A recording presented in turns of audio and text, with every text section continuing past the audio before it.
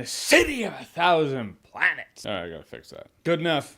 Kind of looks like Ace Ventura. So Valerian's a movie written and directed by Luc Besson. He directed The Fifth Element. Hey, looks cool. Also directed Lucy. Hopefully this is a return to form. And it's based off of a comic series. Ultimately, these two agents, played by Dane DeHaan and Cara Delevingne, have to do a lot. I'm saying there's a lot to do that has nothing really to do with the main plot. But ultimately, it's a few hundred years in the future. Mankind of Earth has built a space station that became kind of a hub of many different civilizations coming to Earth and sharing their technology and growing in the space station. The space station got so huge, it had to be sent away out into space, and now it's enormous. Think the Citadel from Mass Effect, but hey, we humans made it. And now there's this energy source building in the middle of it. Now it's a mystery. What's happening? And there's a really cute lizard hamster thing that poos pearls.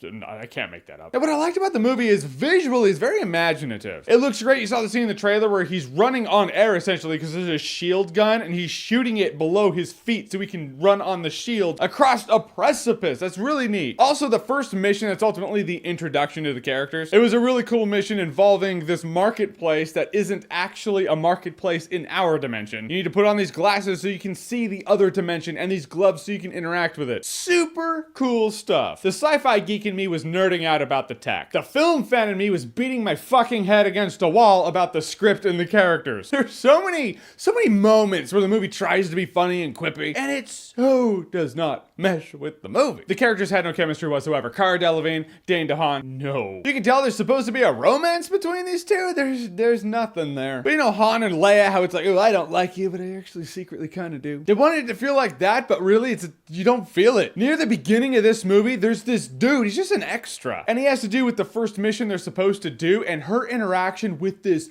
nobody character was 100 times more convincing than any of the interactions she had with Dane DeHaan up to that point, and 1,000 times more convincing than any interaction she would have with him after that. Don't know who the dude was, but you, sir, should have been her romantic interest. And the acting. I know Dane DeHaan's a good actor. I have seen him be a good actor. In this movie, I think he was just miscast. I don't know what the character's like in the comic books, but in this movie, he just kind of came across as someone who had heard a Keanu Reeves impersonation at one point and was like, I'm gonna be a badass like him. Keanu Light, that's what I'm gonna call him. He is not good. It wasn't a role for him. Cara Delevingne, man, I don't know what I prefer her, this or this shit. You know my stance on Suicide Squad? I have fun with it, but that shit was still ridiculous. The movie's just so messy. When I was talking about there's so many plots in the movie, there's always a main plot and then there's a term for it, it's called subplots. Every movie has subplots, but the subplots usually tie in with the main plot somehow, or give you character development somehow, feed the story somehow. These subplots did none of that. It's almost like there are these little segments that were just filmed after the movie was done. They were like, we only have a movie that's about an hour long. We can't do that. We need to make more. So these entire little mini plots were just filmed afterwards and snuck into the movie. There we go. Here's another one. We'll sneak that in too. Another one. Bam. All right.